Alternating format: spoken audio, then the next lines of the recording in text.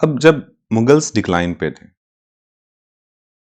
Mughals where on decline, तो दो तरह के स्टेट्स क्रिएट होते हैं। पहला है सक्सेसिव स्टेट्स या सक्सेसर स्टेट्स, और दूसरा है रिपेलियस स्टेट। सक्सेसर स्टेट के एग्जांपल के तौर पे ले सकते हो आप अवध, दूसरा ले सकते हो बंगाल, तीसरा ले सकते हो हैदराबाद। ठीक है, बंगाल में मुर्शिद कुली स्टैब्लिश करता है इसे, और हैदराबाद में इसे निजाम स्टैब्लिश करता है, जो कि पहले वजीर था खुद, और बाद में गवर्नर बनता है, बाद में निजाम बन जाता है। कहने का मतलब क्या हुआ कि ये वैसे स्टेट्स हैं जो मुगल के अंदर तो थे, पहले तो मुगल्स के अंदर थे, पर जब देखते हैं कि मुगल अंपायर टिकेगा नहीं, तो इसके जो नोबिलिटी के लोग थे ना, मैंने कहा था एक मुगल नोबिलिटी थी, वो अपना किनारा काट लेते हैं और इंडिपेंडेंट स्टेट्स बना लेते हैं अपना। कहते हैं आज से इसके प्राइम मिनिस्टर हम, आप सिर्फ प्रेसिडेंट के तौर पर रहोगे। मतलब इससे एक नॉमिनल अफिलिएशन रखते हैं कि जो क्वाइंस होगा आपका, वो हमारे यहां भी चलेगा, कोई बड़ा ऑर्डर देना होगा, डिक्लेरेशन होगा, वो मैं आपके नाम पे करूंगा, लेकिन शासन मैं अपने हिसाब से चलाऊंगा क्योंकि आप फेल हो रहे हो। मुगल इंपायर अब इतना स्ट्रांग नहीं है कि वो इंडिपेंडेंट स्टेट्स होने को रोक सके, वो नहीं रोक पाता, इतना ताकतवर अब नहीं है। रिबेलियस स्टेट कौन से स्टेट? ऐसे स्टेट जो या तो कभी हिस्सा ही नहीं थे, या फिर अगर हिस्सा थे तो हमेशा झगड़ा करते रहते थे, अलग रहना चाहते थे। एग्जाम्पल के तौर पे मराठास,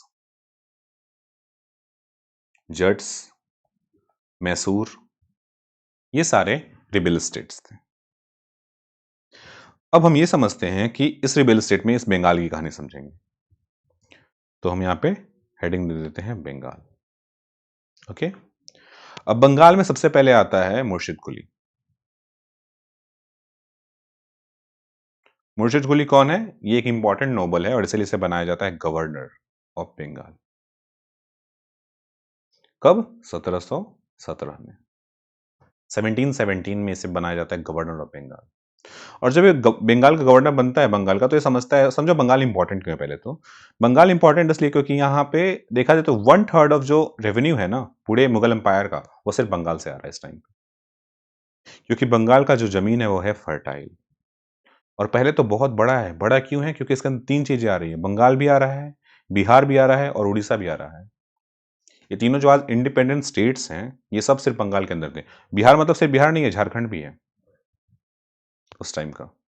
तो चार स्टेट जो आज बने हुए हैं ना, वो चारों सिर्फ एक प्रोविंस के अंदर थे, बंगाल प्रोविंस के अंदर। तो बहुत बड़ा था, बहुत ही फर्टाइल था, बहुत सारा रेवेन्यू जनरेट कर रहा था, इसलिए बंगाल एक इंपॉर्टेंट प्रोविंस था। अब मुर्शिद कुली यहाँ का हेड कमांडर बन गया, नवाब बन गया। तो उसने तीन रिफॉर्म लाए। पहला रिफॉर्म क्या लाया कि जो बहुत सारे छोटे छोटे छोटे छोटे जागीर थे ना, उसको कंबाइन करके एक बड़ा जागीर बना दिया। मतलब अगर पहले 100 जागीरदार थे, उसको हटा के सिर्फ 10 कर दिया कि अब सिर्फ 10 ही जागीरदार रहेंगे, बाकी 90 से मुझे मतलब नहीं है। इससे पहले क्या था, तुम्हें खुश होना है, तुम्हें भी जागीरदारी चाहिए, तो डिवाइड कर देता था जागीरदारी को, कहता था यहाँ का तुम देख लो, यहाँ का तुम देख लो। पहले क्या था, ऐसा एक लैंड था मान लो, और अभी ए और बी दोनों फाइट कर रहे हैं कि मुझे भी जागीरदारी चाहिए, तो ठीक है, लाइन को डिवाइड कर दिया, इसको ए को दे दिया, इसको बी को दे दिया। ऐसा करते करते बहुत छोटा डिवीजन हो गया। जब मुर्शिद कुली आया, उसने कहा ठीक, खत्म करो उस चीज को, पहले 100 थे, अब 10 रहेंगे, बस बात खत्म। ये मैं नंबर ऐसे ही लिख रहा हूं, पर उसने बहुत नंबर ऑफ जागीरदारी को घटा दिया और बड़ा बड़ा जागीरदारी बना दिया। अब जो मुर्शिद कुली गवर्नर, उसे सिर्फ 10 लोगों से डील करना है। पहले 100 लोगों से डील करना था तो मुश्किल था, एडमिनिस्ट्रेटिव इश्यूज थे। अब सिर्फ 10 लोगों से डील करना है, आसान है। तो पहला काम उसने ये किया कि उसने नंबर ऑफ जागीरदार्स को कम कर दिया, और जागीर जैसे उसको साइज बड़ा कर दिया। दूसरा, टैक्स कलेक्शन कैसे इंप्रूव किया? उसने एक टाइम लिमिट इंट्रोड्यूस किया।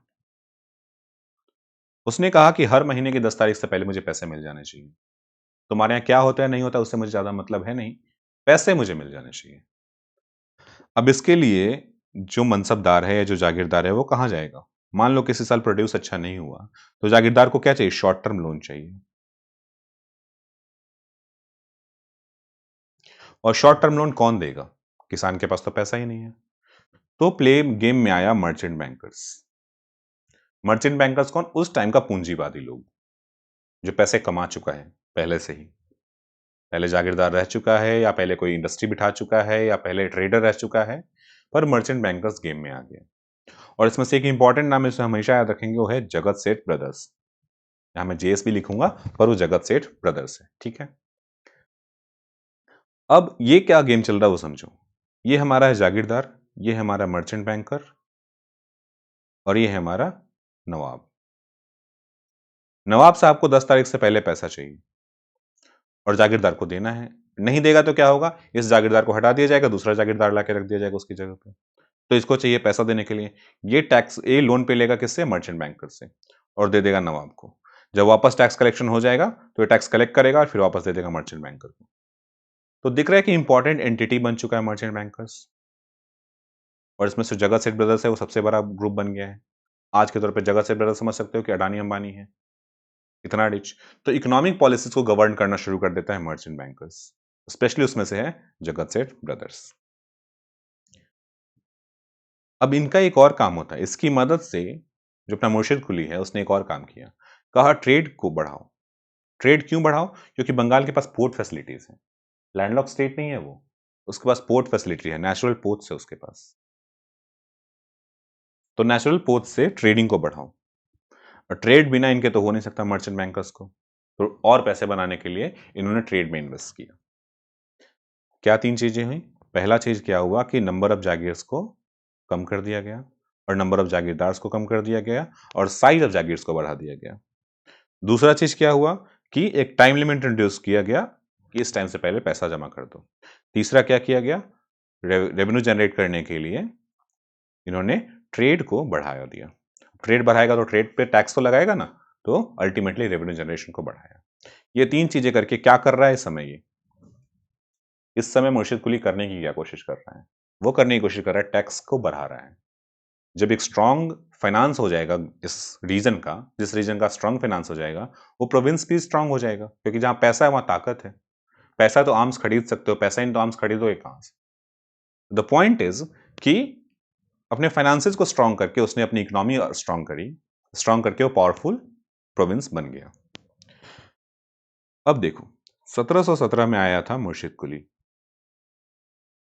और 1717 से 1739 तक रूल करता है ये। 39 में आता है अलीवर्दी खान। अलीवर्दी खान कौन है, अलीवर्दी खान है एक एबल मिलिट्री कमांडर, ये इसका बेटा नहीं है, एक कमांडर है, मारवाड़ के बन जाता है। अलीवर्दी खान शासन करता है 1756 तक, और 1756 में आता है सिराजुद्दौला। सूद लिख रहा हूं मैं से, सिराज उद दौला, एक नया प्लेयर। अब ये बहुत यंग है, 17-18 साल का लड़का है, ज्यादा पता नहीं इसको मार्केट के बारे में। इस बीच में क्या हो रहा है वो समझो। ये तो बहुत सारे पॉलिसीज रिफॉर्म्स लाता है, ये भी बहुत सारे रिफॉर्म्स लाता है। 1751 में अलीवर्दी खान मराठा से एक डील करता है। क्यों डील करना पड़ गया, अभी क्या दिख रहा था हमें इससे पहले, ये लोग ट्रेड को फोकस कर रहे हैं, अपनी इकोनॉमी को बूस्ट करने की कोशिश कर रहे हैं, इकोनॉमी बूस्ट करने के लिए मर्चेंट बैंकर से डील कर रहे हैं, और साथ साथ मराठा इन पर बार बार अटैक कर रहा है। तो जब बार बार अटैक होगा तो मर्चेंट बैंकर्स को लगेगा ना कि जो पॉलिटिकल इंस्टेबिलिटीज एग्जिस्ट कर रहा है स्टेट में, मुझे ज्यादा इन्वेस्ट नहीं करना चाहिए, कभी भी स्टेट खत्म हो सकता है। उस फ्रीक्वेंट रेट्स को रोकने के लिए अलीवर्दी खान ये डील करता है कि ठीक है आप हमसे टैक्स ले लो थोड़े मोरे, पर हम पर बार बार अटैक मत करो। ये एक वीकनेस भी दिखाता है इसका कि अभी बंगाल इतना तैयार नहीं है कि मराठा को टेक ऑन कर सके। अब 1756 में सिराजुद्दौला आता है, और 57 में हो जाता है बैटल ऑफ प्लासी। इसके बाद होता है प्लासी प्लंडर, एक ट्रीटी जिसमें बहुत सारे फाइनेंस लिया जाता है बंगाल से। ओके, ये बैटल ऑफ प्लासी किसके किसके बीच हो रहा है, नवाब ऑफ बंगाल मतलब सिराजुद्दौला वर्सेस इंग्लिश। इंग्लिश कौन है यहां पे, ईस्ट इंडिया कंपनी। एक प्राइवेट ट्रेडिंग कंपनी से झगड़ा हो रहा है यहां पे, एक नवाब का, और देखा क्या जाता है कि प्राइवेट ट्रेडिंग कंपनी जीत जाती है। ये हम बाद में समझेंगे कि यहाँ पे कोई एक्चुअल आर्म कॉन्फ्लिक्ट हुआ ही नहीं था। इसका जो मिलिट्री कमांडर था सिराज का, वो इसकी बात मानने से इनकार कर देता है, क्योंकि उन्होंने पहले इंग्लिश से डील कर रखा है। तो बैटल ऑफ पलासी जो रीजन है वहां पे लोग खड़े होते हैं, कोई वार नहीं होता, कोई ब्लडशेड नहीं होता। सीधा जो इसका आर्मी हेड कमांडर है मीर जाफर, वो मना कर देता है लड़ने से, अपने नवाब की बात मानने से इनकार कर देता है, नवाब असैसिनेट हो जाता है, और मीर जाफर खुद नवाब बन जाता है। अब जब मीर जाफर नवाब बनेगा तो उसको क्या करना है, वो सारे रूल्स जो ईस्ट इंडिया कंपनी बोलेगी माननी पड़ेगी, और वो मान जाता है। अब ये हो क्यों रहा है हम वो समझते हैं।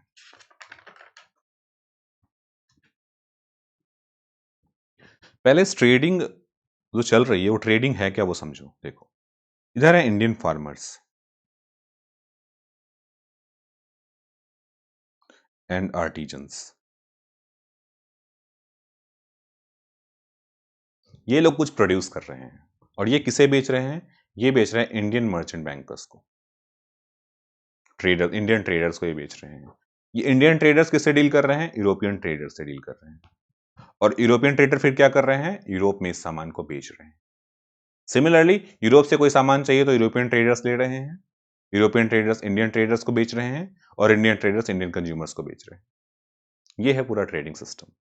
इसी में से एक इंपॉर्टेंट प्लेयर है जगत सेठ ब्रदर्स, सबसे इंपॉर्टेंट है। और जो यूरोपियन ट्रेडर्स उसमें कौन सा है, इसमें फ्रेंच भी है, इंग्लिश भी है और भी कंट्री है। बट इन दोनों का इंपॉर्टेंस इसलिए क्योंकि इन दोनों के बीच झगड़ा चल रहा है। क्यों झगड़ा चल रहा है, दोनों को एक्सक्लूसिव ट्रेडिंग राइट चाहिए।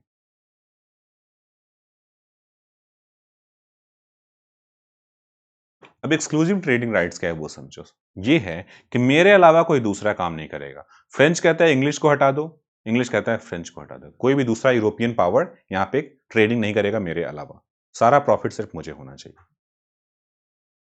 दोनों झगड़ा कर रहे हैं, पर ओवर द टाइम क्या देखा गया कि जो जो जगत सेठ ब्रदर्स है ये इंग्लिश की तरफ झुक जाते हैं। इंग्लिश से डील कर लेता है कि ठीक है उधर से तुम बन जाओ मोनोपोली ले लो, इधर से मैं मोनोपोली ले लेता हूं। तो ओवर द टाइम ये देखा गया कि जगत सेठ ब्रदर्स जो है वो इंग्लिश को सपोर्ट करने लगता है। अब जगत सेठ ब्रदर्स तो इंपॉर्टेंट नोबल भी था, तो ये मीर जाफर को भी जानता था।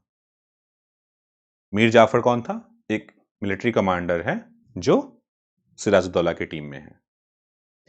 अब सिराजुद्दौला यहां पे और इसके नीचे है मीर जाफर। जगत सेठ ब्रदर्स को लगता है नया नया नवाब आया है और मेरी बात सुन नहीं रहा है, तो एक काम करता हूं इसको ओवरटेक कर लेता हूं और मीर जाफर से डील कर लेता है कि झगड़ा नहीं करेंगे। यहां पे Mir Jafar Siraj versus East India Company झगड़ा होती है, पर एक्चुअल में कोई झगड़ा होता ही नहीं है, कोई हथियार नहीं चलता। सिराज की आर्मी इधर खड़ी होती है, ईस्ट इंडिया कंपनी इधर खड़ी होती है। मीर जाफर कहता है कि मैं तुम्हारी बात नहीं सुनूंगा सिराज की, वो इंग्लिश की तरफ चला जाता है, इसका सर काट दिया जाता है और फाइनली मीर जाफर को नवाब बना दिया जाता है। खत्म, ये है कहानी। अब इंग्लिश यहाँ पे सिराज को इंस्टिगेट कर रहा है। 1756 का इश्यू आ जाता है, देख लो 1756 का साल आ जाता है और यहाँ पे सिराजुद्दौला बन जाता है नवाब। अब ये यंग है, इंग्लिश यहाँ पे गेम करना शुरू करता है। इंग्लिश क्या करता है, जिसको भी ये निकालता है ना कि देश निकाला देता है, उसको ही अपने यहाँ रख लेता है, अपना एक फोर्टिफिकेशन कर लेता है, किलाबंदी कर लेता है, यहाँ पे आर्म्ड प्रेजेंस मेंटेन करना शुरू करता है। जो दस्तक कानून था उसे डिफाई करने लगता है, अपना पर्सनल सामान ही बाहर भेजने लगता है ड्यूटी फ्री ट्रेडिंग के नाम पे। बहुत सारी चीजें करने लगता है ताकि सिराज इससे गुस्सा हो जाए, और गुस्सा हो जाता है। गुस्सा होता है तो इंग्लिश पे अटैक करने की कोशिश करता है। और यहाँ पे एक होता है ब्लैक होल ट्रेजेडी। ये क्यों इंपॉर्टेंट है ये समझो। ये कलकत्ता के किलों को घेराबंदी कर लेता है, सिराज अपने आर्मी के साथ जाता है, कलकत्ता के किलों को घेराबंदी कर लेता है और वहां पे बहुत सारे जो इंग्लिश ऑफिसर्स थे उनको एक घर के एक रूम के अंदर बंद कर देता है। सफोकेशन से वो मर जाते हैं और उसका नाम दिया जाता है ब्लैक होल ट्रेजेडी। अब ईस्ट इंडिया कंपनी एक रेशनल देती है, एक एक्सप्लेनेशन देती है, कहाँ, ब्रिटिश क्राउन को, कि सिंस हमारे इतने लोगों को सिराज ने मार दिया है हम एक वार को लॉन्च करने जा रहे हैं। ये क्यों एक्सप्लेनेशन देना पड़ रहा है, क्योंकि ये प्राइवेट ट्रेडिंग कंपनी है। East India company is a private trading company, जिसका मालिक बैठा है ब्रिटेन में। तो उसको कहता है कि हम झगड़ा इसलिए कर रहे हैं क्योंकि इतने इंग्लिश ऑफिशियल्स को इन्होंने मार दिया है। वापस इन दोनों में झगड़ा होता है, झगड़ा क्या है वो हमने पहले समझ लिया है कि जो मीर जाफर है, मीर जाफर जो है मिलिट्री कमांडर है सिराजुद्दौला का, वो मना कर देता है, क्लियर डिफाइंस कर देता है कि मैं तुम्हारी बात नहीं सुनूंगा। वो इंग्लिश की बात सुनता है क्योंकि इंग्लिश से प्रॉमिस करता है कि हम तुम्हें नवाब बना देंगे। जगत सेठ ब्रदर्स जो इकोनॉमिक पॉलिसीज वाला हेडर होल्डर है वो भी इंग्लिश को सपोर्ट करता है और मिर्जाफर के और सिराज के अगेंस्ट काम करता है।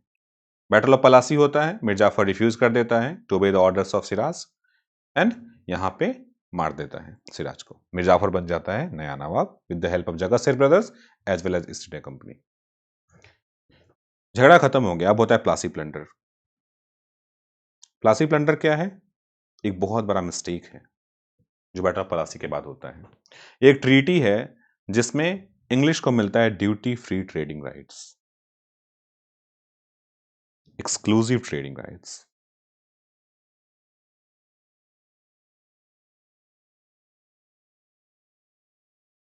इन बंगाल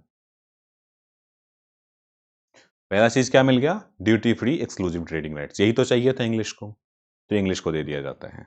दूसरा क्या करता है वो? 22.5 मिलियन रुपीस क्लेम करता है कि इतना पैसा हमें एज अ वार कॉम्पनसेशन दो। क्या दो? एज वार कॉम्पनसेशन। क्यों? क्योंकि झगड़ा शुरू किसने किया है? सिराज ने, नवाब ऑफ बंगाल ने। तो बंगाल को कहता है, बंगाल के नए नवाब को कहता है इतना पैसा हमें वार कॉम्पनसेशन चाहिए, जो मीर जाफर को अल्टीमेटली अग्री करना है, क्योंकि वो तो उसी के सपोर्ट से बना है, जो कहेगा मानना ही है। तीसरा क्या कहते हैं कि एक ब्रिटिश रेसिडेंट रहेगा, एक इंग्लिश रेसिडेंट रहेगा एट द कोर्ट ऑफ नवाब, और ये क्या करेगा? पॉलिसीज को ओवरव्यू करेगा, पॉलिसी को सुपरवाइज करेगा कि ऐसा कोई पॉलिसी तो नहीं बना रहे हो ना जो हमारे अगेंस्ट हो, सारे पॉलिसीज हमारे फेवर में रहेंगे। हालांकि ये जो क्लॉज था ये प्लासी प्लंडर में कहा जाता है कि डाल दिया गया था, लेकिन इसे इंप्लीमेंट किया गया ये ट्रीटी ऑफ इलाहाबाद के बाद 1765 में। क्या होता है यहाँ पे ये क्लॉज डाल देता पर इंप्लीमेंट नहीं होता स्ट्रिक्टली, लेकिन 1764 में जब बैटल ऑफ बक्सर होता है उसके बाद 1765 में ट्रीटी ऑफ इलाहाबाद होता है और इसमें इस क्लॉज को प्रॉपर्ली इंप्लीमेंट किया जाता है। क्यों इंप्लीमेंट किया जाता है उसे हम समझेंगे। अच्छा, इतना ज्यादा पैसा जब ब्रिटिश मांग लेता है तो मीर जाफर दे नहीं पाता है ही नहीं, उसके पास कहां से देगा, ऑलरेडी वार से झेल चुका है। तो मीर जाफर फेल कर जाता है। मीर जाफर पैसे नहीं दे पाता, तो यहाँ पे इसको हटा के किसको बना दिया जाता है? मीर कासिम को। अब मीर कासिम को भी समझ में आया था कि यार पैसे तो मैं दे नहीं पाऊंगा, तो वो क्या करता है अवध से और सेंट्रल मुगल एम्पायर से एक डील करता है कि देखो आज मेरे साथ हुआ है, कल तुम्हारे साथ हो सकता है, अवध के साथ हो सकता है। और मुगल एम्पायर से कहता है प्लीज सर हेल्प मी। तीनों मिलकर एक ज्वाइंट अटैक करते हैं और यही है बैटल ऑफ बक्सर। किस पर करते हैं ये करते हैं अटैक ईस्ट इंडिया कंपनी पे, और ईस्ट इंडिया कंपनी फिर से जीत जाती है। और यहां पे एक्चुअल में एक वॉर होता है। ये वॉर कब हो रहा है? ये हो रहा है 1764 में, 1764 में। और यहां पे जो ईस्ट इंडिया कंपनी थी वो तीनों के कंबाइंड फोर्सेस को हरा देती है। अब क्यों हराती है उसको हम थोड़ा समझते हैं। पहले तो हरा देती है और हराने के बाद बैटल बक्सर का विनर कौन है? इंग्लिश है। और जो इंग्लिश एक बार जीत जाएगा तो कुछ रूल्स लगाएगा। तो 1765 में होता है ट्रीटी ऑफ इलाहाबाद। इसमें क्या है? पहले समझो इलाहाबाद में ट्रीटी हो रहा है, हार कौन कौन रहा है? हार रहा है अवध। दूसरा कौन हार रहा है? बंगाल फिर से एक बार। और तीसरा हार रहा है मुगल एम्पायर। मुगल एम्पायर कहता है तुम जाओ, तुमसे कोई मतलब नहीं। लेकिन बंगाल से क्या कहता है?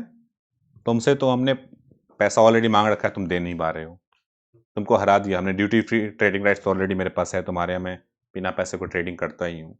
अब साथ साथ तुम मुझे रेवेन्यू कलेक्टिंग राइट्स दे दो।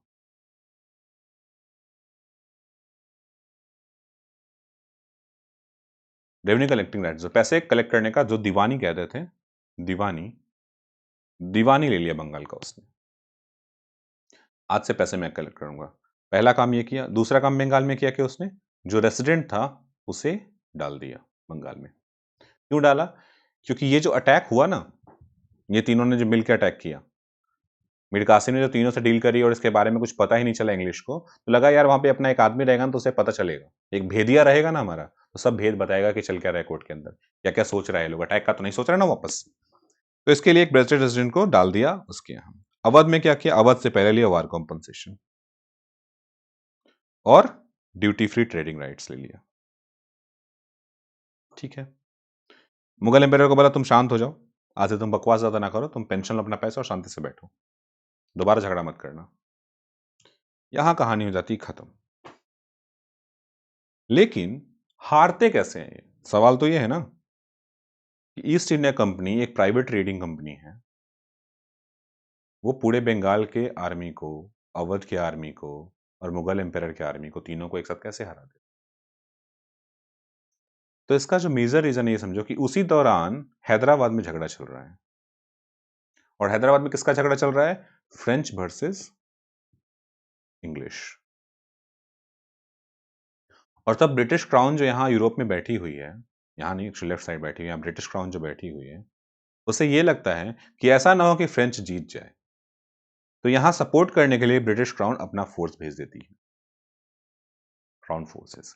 और जब ये यहाँ पे आते हैं तो उसी दौरान ऊपर में झगड़ा, यहाँ पे झगड़ा होना शुरू होता है और यही फोर्सेस को यहाँ मूव कर दिया जाता है, ट्रूप्स को। तो एक्चुअल में ये जो तीनों कंबाइंड आर्मी है, ये ईस्ट इंडिया कंपनी से नहीं, ये ब्रिटिश आर्मी से लड़ रही है। और ब्रिटिश आर्मी उस समय के सबसे सुपीरियर आर्मी थी। तो अल्टीमेटली ये तीनों आर्मी एक साथ हारती जो है, वो ब्रिटिश आर्मी से हार जाती है, क्योंकि यहाँ पे ब्रिटिश आर्मी सपोर्ट के लिए खुद आई हुई है, क्राउन फोर्स जा चुकी है। ठीक है। तो अगर कॉजेज ऑफ डिफीट देखा जाए, क्या क्या कॉजेज थे डिफीट के, तो पहला क्या था कि वो ब्रिटिश आर्मी से लड़ रहे थे, जो कि उस समय की सबसे सुपीरियर आर्मी थी। दूसरा कि यहाँ पे कोई टेक्नोलॉजिकल सुपीरियरिटी नहीं था, ब्रिटिश वेयर टेक्नोलॉजिकली सुपीरियर, उनके पास एनफील्ड राइफल था, उनके पास कैनन्स थे उनके शिप पे, तो जब झगड़ा करते तो उनके पास दूर से लॉन्च करने के लिए इक्विपमेंट्स बने हुए थे, तो उनके पास टेक्नोलॉजिकल इनपुट था आर्मी में। तीसरा रीजन क्या है कि ये तीनों जो फोर्सेस थी, उन्होंने कभी एक साथ काम ही नहीं किया था, तो एक डिफिकल्टी हुआ इनको साथ में काम करने में, डिफिकल्टी इन ऑपरेटिंग टुगेदर। क्योंकि कोई लीडर ही नहीं है, अभी तक कुछ ऐसा लीडर वाला खेल आया ही नहीं था बहुत सालों से, सब नया है। मीर कासिम भी नया नवाब बना है, उधर अवध भी नया स्टेट्स बना था, उधर शाह आलम भी नया इंसान आया है, सब नए हैं। तो किसी को एक्चुअल में लड़ाई का कुछ तजर्बा नहीं है कि कैसे लड़ना है मुझे एक कंबाइंड फोर्स की तरह। उसके बाद क्या देखा जाता है कि जो प्लासी प्लंडर हुआ, उसकी वजह से बहुत पैसे मिले ब्रिटिश को, और उसकी वजह से उन्होंने अपनी फाइनेंसेस को और अपनी आर्मी को और इंप्रूव किया। ये चार मेजर रीजंस कह सकते हैं। पहला क्या है, पहला लड़ रहे हैं ब्रिटिश आर्मी से, जो ऑलरेडी उस टाइम की सबसे सुपीरियर आर्मी है, वो लोग टेक्नोलॉजिकली सुपीरियर है इनसे, उनके पास राइफल्स वगैरह हैं, अभी भी ये लोग धनुष बाण से लड़ाई कर रहे हैं। उसके बाद इन लोगों ने कोई एक साथ ऑपरेट करने के लिए कोई प्रैक्टिस नहीं किया था, तो ऑपरेट करना डिफिकल्ट है एक दूसरे की कमांड्स को फॉलो करना। चौथा क्या था कि जो प्लासी प्लंडर था, उसमें जो पैसे मिले इंग्लिश को, इंग्लिश ईस्ट इंडिया कंपनी को, उसको उन्होंने इन्वेस्ट किया अपनी आर्मी के ऊपर, अपनी आर्मी को स्ट्रांग करी।